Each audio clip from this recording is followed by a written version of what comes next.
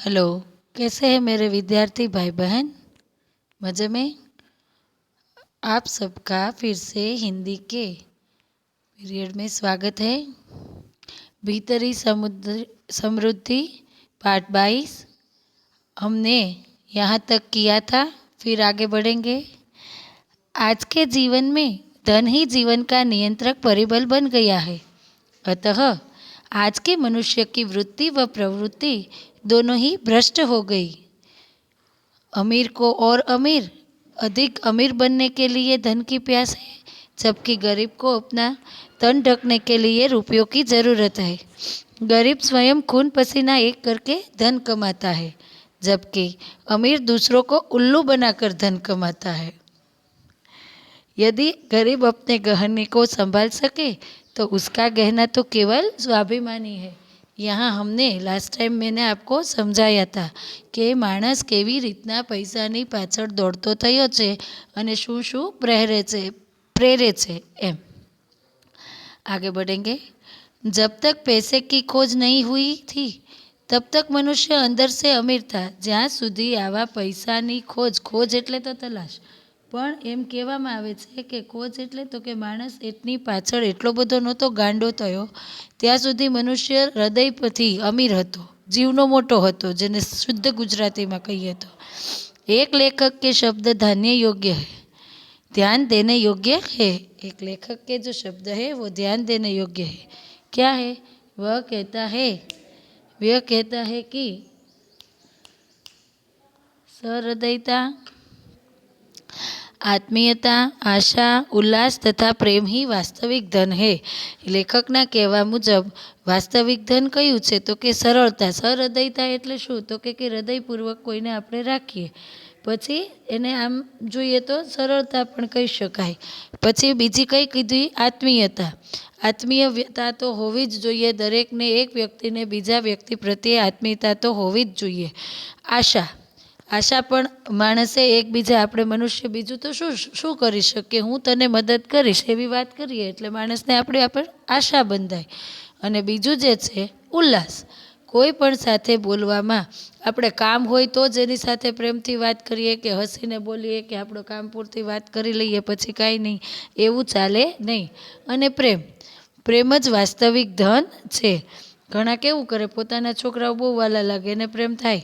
આપણે પ્રેમની વ્યાખ્યા અત્યારે સાવ જુદી જ થઈ ગઈ છે, પણ આ જે વાત અહીંયા જે પાઠને લઈને ધ્યાનમાં લઈને આવી છે તો કહે છે કે માણસે એક મનુષ્યએ બીજા મનુષ્ય પ્રત્યે આ બધું રાખવું જ જોઈએ।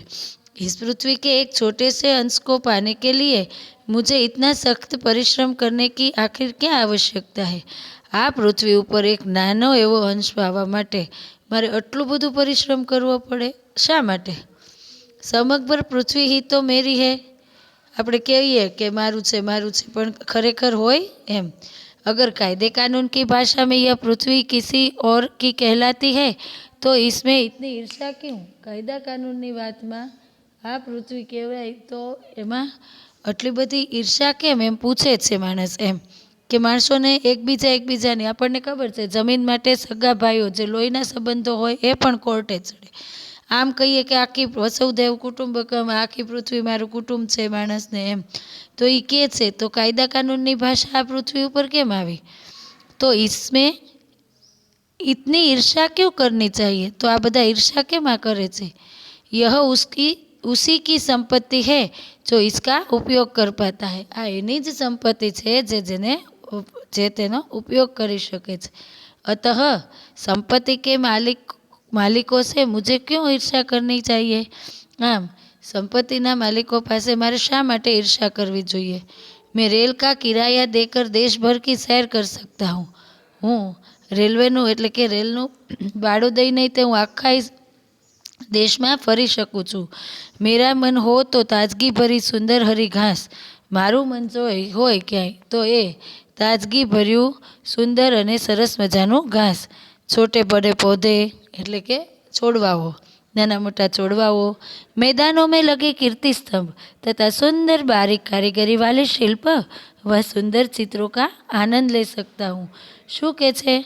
મને આ બધી પ્રોપર્ટીઝ આ બધું મારું છે એ એમ કહે છે કે આપણી પાસે શું નથી, આ બધાની ઉપર મન રગાડો ને એમ. આ બધું શું તો કયું કયું? કીર્તિસ્તંભ, મેદાન, છોડવાઓ, ઘાસ એમ. આ પણ આપણી દેશ આપણી માટે જ છે. આ બધી સંપત્તિ પણ આપણી જ સંપત્તિ જ કહેવાય. उन सबको अपने साथ घर ले जाने की ज़रूरत नहीं, क्योंकि जहाँ पर ये सब है वहाँ उनकी देखभाल उनकी व्यवस्था जितनी अच्छी तरह से की गई है. એટલે કે છે આ બધાને શું કે ઘરે લઈ જવાની જરૂર નથી, કારણ કે એ બધા જ્યાં છે તે પોતાના સ્થાન ઉપર એની વ્યવસ્થા અને એનું રક્ષણ વ્યવસ્થિત રીતે થઈ જાય છે. उससे आधी देखभाल भी मैं नहीं कर पाऊँगा.